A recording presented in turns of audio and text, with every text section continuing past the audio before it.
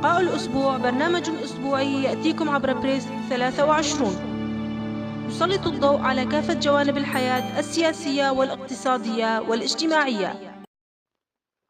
من بريس 23 أنا كاوا عيسو أحييكم في برنامجنا الأسبوعي لقاء الأسبوع. بيان صادر عن المجلس التأسيسي للنظام الاتحادي الديمقراطي في روجافا شمال سوريا إلى الرأي العام أعلن الكرد في شمال سوريا عن إقامة النظام الفيدرالي في مؤتمر أقيم في مدينة رميلان التابع لمحافظة الحسكة، ويرى الأكراد بأن الإعلان الفيدرالية هو الحل الأمثل لمستقبل سوريا وتحمي البلاد من التقسيم، بينما رفضت دمشق والمعارضة الخطوة الكردية حيث اعتبروا أن هذه الفيدرالية هي تقسيم واضح لسوريا. نناقش هذا الموضوع مع الناشط والإعلامي رامان كنجو من ألمانيا. مرحبا بك سيد كنجو للمرة الثانية في برنامجنا لقاء الأسبوع. سيد كنجو، ما هدف الكرد من إعلان الفيدرالية في هذا الوقت بالذات ومع وجود بعض قوات النظام في قلب مدينة القامشلي والحسكة أولا؟ ثانيا، أن محادثات جنيف لم تنتهي بعد ولم يتم الوصول إلى حل سياسي. نعم، في البداية أشكركم على استضافتي للمرة الثانية. طبعا الهدف من إعلان الفيدرالية في كردستان سوريا، غربي كردستان أو روجافا إن صح التعبير، له عدة أهداف، ومن تلك الأهداف وهناك عدة أهداف ما خلف الكواليس أيضا، ومن تلك الأهداف ضرب عصفورين بحجر واحد من قبل الذين أعلنوا الفيدرالية. الذين أعلنوا الفيدرالية هم حزب الاتحاد الديمقراطي وبعض الأحزاب المتحالفة معهم. طبعا الحزب الاتحاد الديمقراطي يعلمون جيدا بأن بقية الأحزاب أو النكسة أو مجلس الوطني الكردي مطلبهم منذ بداية الثورة مطلبهم الفيدرالية. وحزب الاتحاد الديمقراطي أعلنوا الفيدرالية أولا لكسب مجلس الوطني وكسب جماهير مجلس الوطني وكسب آراء أو كسب أفكار أو كسب المزيد من الكرد بأنهم أعلنوا الفيدرالية، وهذا كان مطلب كل كردي من كردستان سوريا. أما الهدف الثاني، أعتقد أن الروس أعطوا الأكراد ضوءا أخضرا لإعلان الفيدرالية، وهذا من ضمن الحرب الباردة بين روسيا وتركيا بالدرجة الأولى. أما بالنسبة لمحادثات جنيف، أعتقد بأن المحادثات متجهة إلى الغرق، أو سفينة المحادثات متجهة إلى الغرق نوعا ما، كون أن هناك أكثر من طرف المعارضة وطرف النظام وطرف كردي أيضا لم يحضر مؤتمر جنيف، وهناك طرف آخر كردي أيضا غير الطرف الكردي المتحكم بروجافا حاليا. وتشرذم المعارضة لن يدعهم بأن يوصلوا إلى اتفاق مع النظام السوري. وأكررها مرة أخرى، سفينة المحادثات في جنيف متجهة إلى الغرق نوعا ما، كون هناك اللجنة التحضير أو اللجنة المفاوضة مع النظام السوري أو الائتلاف الوطني هم على العكس تماما مع حزب الاتحاد الديمقراطي وبالعكس أيضا. وحزب الاتحاد الديمقراطي عندما يعلن الفيدرالية لا يعطي أي أهمية للمعارضة السورية الذين همشوا الكرد، والذين حتى الآن والبعض منهم حتى الآن يقول الأكراد ليسوا إلا مهاجرين، والبعض الآخر يقول الأكراد قربات، والبعض الآخر يقول الأكراد ليسوا إلا مجرد مسيحي الأحذية. فكيف لنا نحن الكرد بالإجماع أن نوثق بالمعارضة السورية أو نذهب معهم إلى المحادثات أو محادثات جنيف أو نستشيرهم بشيء مهم أو ما يخص بروجافا؟ هل هذه الفيدرالية هي تقسيم لسوريا كما تراها دمشق والمعارضة، أم أنها لتوحيد سوريا كما يعتبرها الكرد؟ الفيدرالية لا تعني تقسيم، الفيدرالية هي ضمان لحقوق الكرد في سوريا. حتى هذه اللحظة المعارضة السورية لم يعطوا وثيقة أو لم يعطوا أي ضمان لحقوق الكرد فيما بعد الأسد، حتى الآن الأسد موجود وعلى رأس السلطة، ونجد تماما كتائب تابعة للائتلاف الوطني وكتائب تابعة لإخوان المسلمين وكتائب أخرى مدعومة من قبل الحكومة التركية تقصف حي الشيخ مقصود حتى هذه اللحظة. وهناك العشرات من الجرحى والشهداء ومن الأطفال ومن النساء ومعظمهم من المدنيين.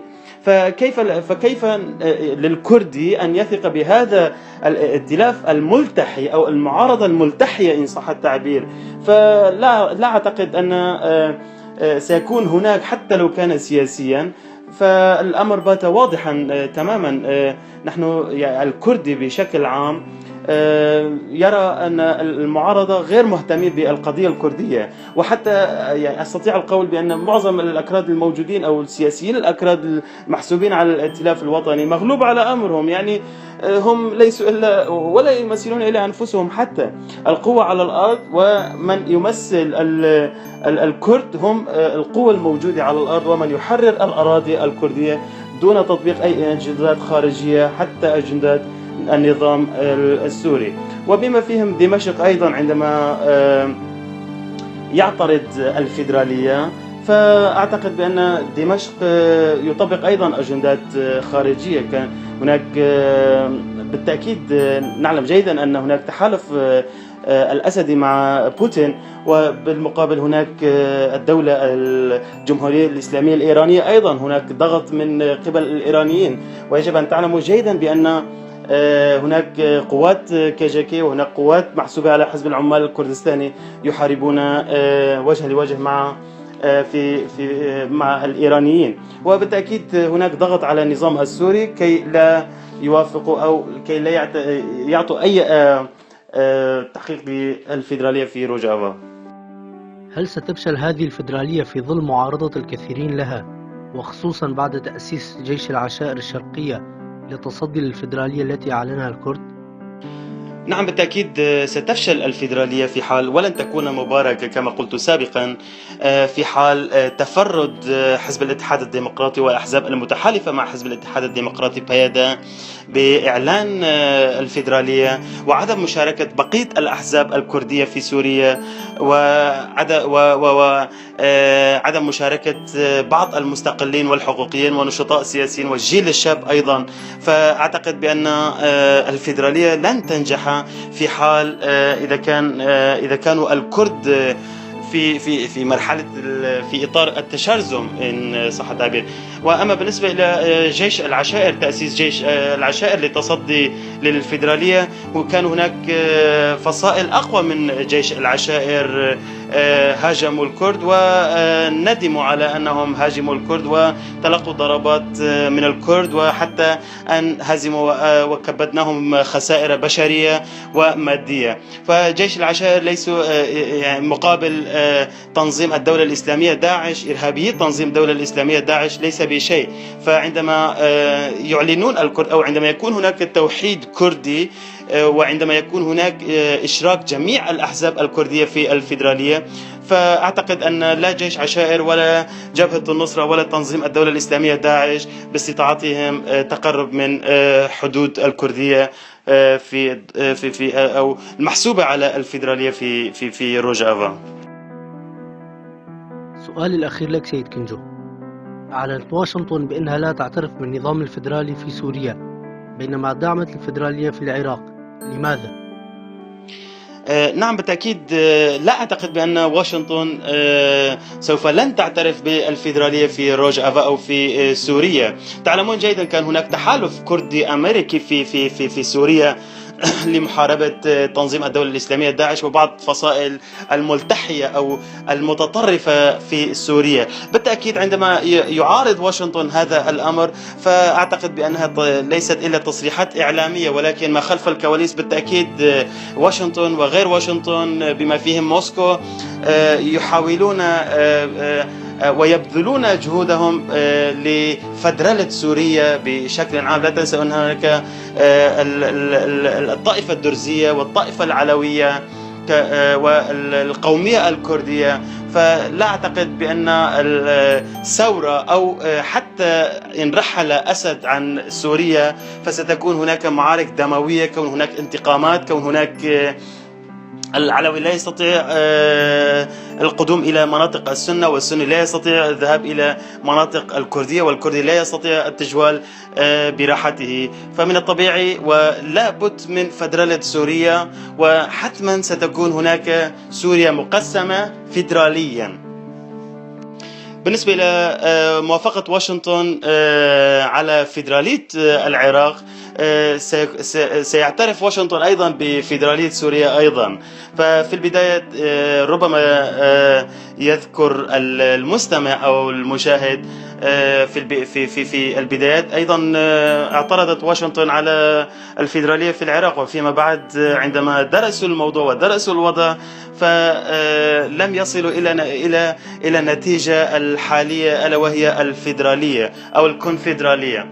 فأعتقد بأن واشنطن في نهاية المطاف سيتفق مع الكرد لإعلان الفيدرالية، وسيكون هناك جمهورية سورية فيدرالية وليست جمهورية عربية سورية. في نهاية هذا اللقاء أشكر ضيفي عبر الهاتف من ألمانيا الناشط والإعلامي رامان كنجو، وأشكر كل من تابعني اليوم. إلى لقاء آخر من برنامج لقاء الأسبوع، دمتم برعاية الله. أشكركم مرة أخرى باستضافتي معكم في المرة الثانية، وأشكر أستاذ كاوا عيسو، كما أشكر بريس 23، وأرجو الموافقية ومع تمنياتي لكم بتقدم وأطيب التهاني لكم.